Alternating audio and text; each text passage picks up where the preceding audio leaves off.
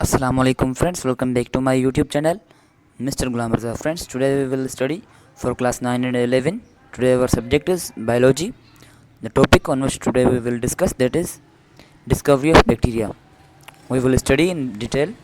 This topic belongs to the chapter number 6 of the class 11 of the syntax board of the biology, which name is Kingdom Prokaryote. This is our second lecture on this chapter. If you want to see our previous lectures and if you want to see our next lectures on your own choice, then please subscribe to my channel and press bell icon button for latest update. Thank you so much. जी friends, जैसे कि हमें पता है कि आज हमारा topic है डिस्कवरी ऑफ बैक्टीरिया या डिस्कवरी ऑफ प्रोकैरियोटिक ऑर्गेनिज्म. ठीक है, तो सबसे पहले हम रिवाइंड कर देते हैं कि हमने लेक्चर नंबर 1 में क्या पढ़ा था. लेक्चर नंबर 1 में हमें पढ़ा था कि इस चैप्टर का नाम, जिससे हमें पता है कि नाम है इस चैप्टर का किंगडम प्रोकैरियोटे, तो हमें पता होना चाहिए कि किंगडम प्रोकैरियोटे में क्या कौन कौन से ऑर्गेनिजम्स आते हैं. ठीक है, देखते हैं, हम रिव्यू करते हैं, पढ़ते हैं शुरू से. बुक से पढ़ेंगे, हम कोशिश करेंगे ताकि आपके एमसीक्यूज भी क्लियर हो जाए और आपकी पॉइंट जो बुक में लिखी होती है वो भी क्लियर हो जाए. ठीक है friends, prokaryote is a group of living organisms which are unicellular having prokaryotic और प्रिमिटिव न्यूक्लियस. अब यहाँ पे मैंने लफ्ज़ प्रोकैरियोटिक और यूकैरियोटिक, ये दो एक लफ्ज़ हैं जिन डिफरेंस है इन दोनों में. इसके ऊपर मैं लेक्चर बना चुका हूँ.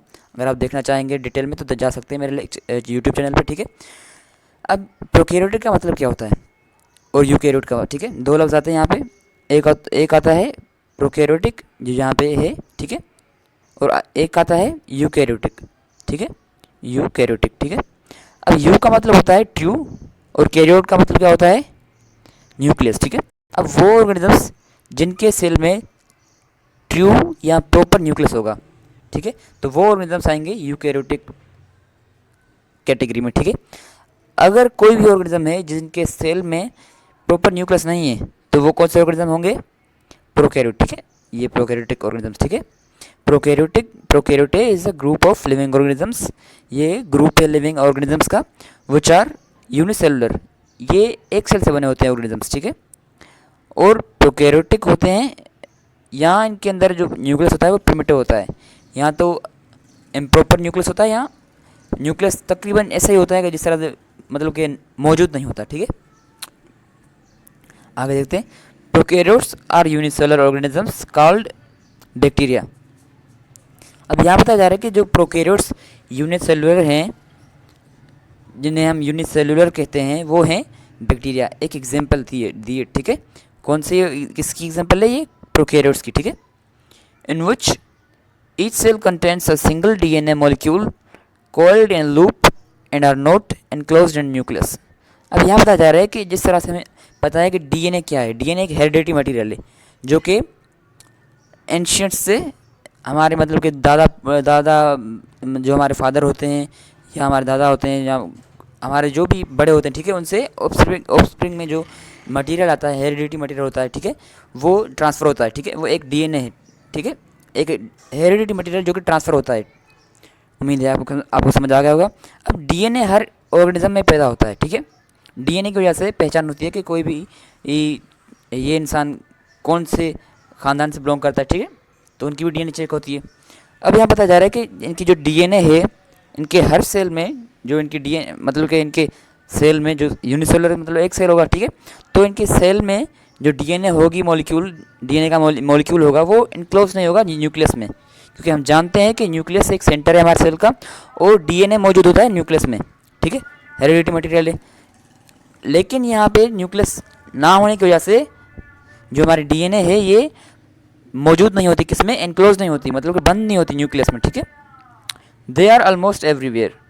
अब जो बैक्टीरिया है, बैक्टीरिया के बारे में बताया जा रहा है कि जो है बैक्टीरिया है वो हर जगह मौजूद होती है. ठीक है, indispensable links in the recycling of the chemical elements in ecosystem and human use them in research and technology. यहाँ बताया जा रहा है कि अब यहाँ एक लफ्ज़ आ रहा है इंडिस्पेंसिबल. इंडिस्पेंसिबल का मतलब होता है कि एब्सोल्युटली नेसेसरी, मतलब कि नेसेसरी होना. ठीक है, ज़रूरत होना. ठीक है, अब यहाँ बताया जा रहा है कि बैक्टीरिया जो होता है वो एटमॉस्फेयर में हर जगह मौजूद होता है. ठीक है, लेकिन इंडिस्पेंसिबल है, मतलब कि ज़रूरी है किस चीज़ में, links in the recycling of the chemical elements. हमारे जो केमिकल एलिमेंट्स होते हैं उनकी रिसाइकलिंग होती है, तो उनमें अहम किरदार होता है किसका, बैक्टीरिया का।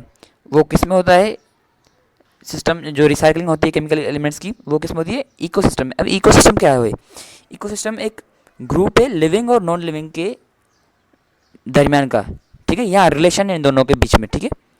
अब जिस तरह से ये हमारा एटमॉस्फेयर है, इंसान रहते हैं यहाँ पे, प्लांट्स रहते हैं और कुछ नॉन लिविंग थिंग्स रहती हैं, जिस तरह से चेयर हो गई, कुछ एक्सेट्रा, ठीक है।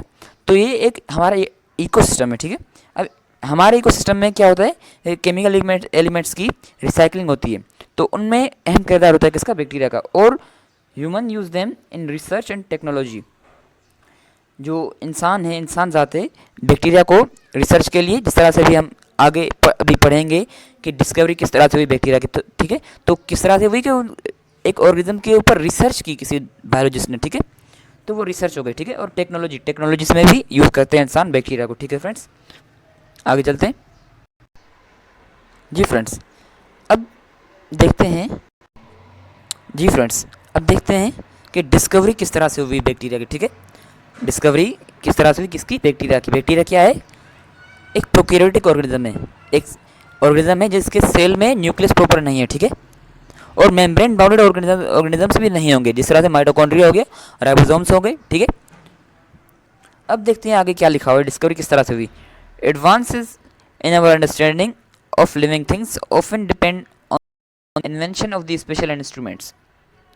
यहाँ बताया जा रहा है कि हमारी सोच में जो इजाफा होता है किसके बारे में, लिविंग थिंग्स के, जानदार चीज़ों के बारे में, वो किस तरह से होती है, अक्सर जो होता है वो डिपेंड करता है किसके ऊपर, often depends on invention of special instruments.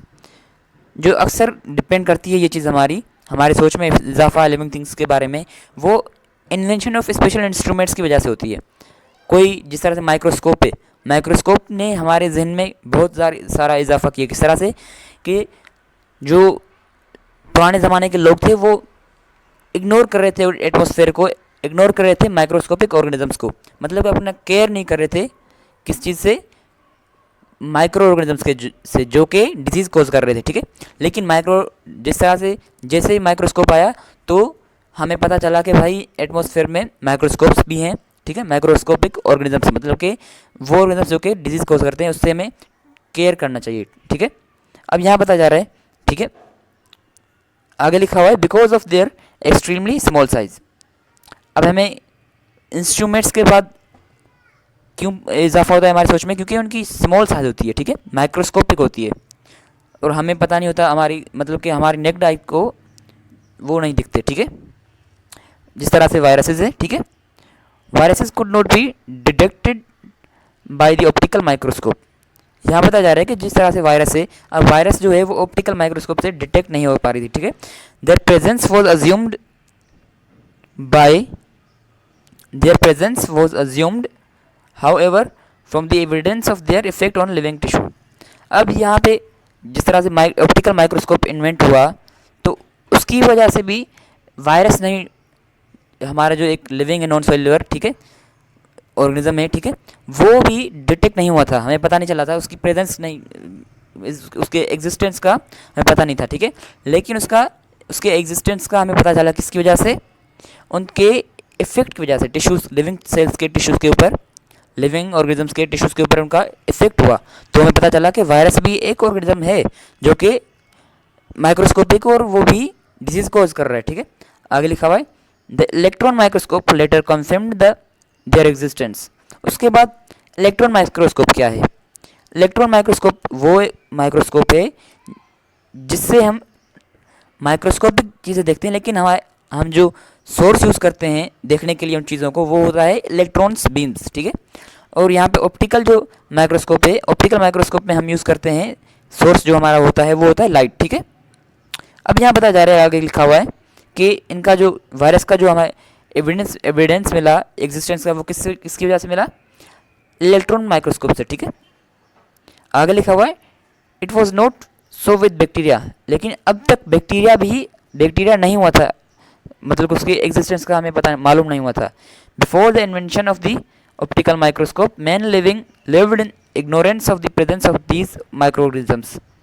अब यहाँ बताया जा रहा है कि माइक्रोस्कोप्स की इन्वेंशन से पहले, जिस तरह से मैंने आपको बताया कि जो हमारे इंसान जाते वो लाइफ गुजारे थे इग्नोरेंस की, मतलब कि इग्नोर कर रहे थे हर चीज़ को एटमॉस्फेयर में, क्योंकि उनको पता नहीं था कि माइक्रो ऑर्गेनिजम्स हमारे एटमॉस्फेयर में है। ठीक है, अब आगे देखते हैं हम।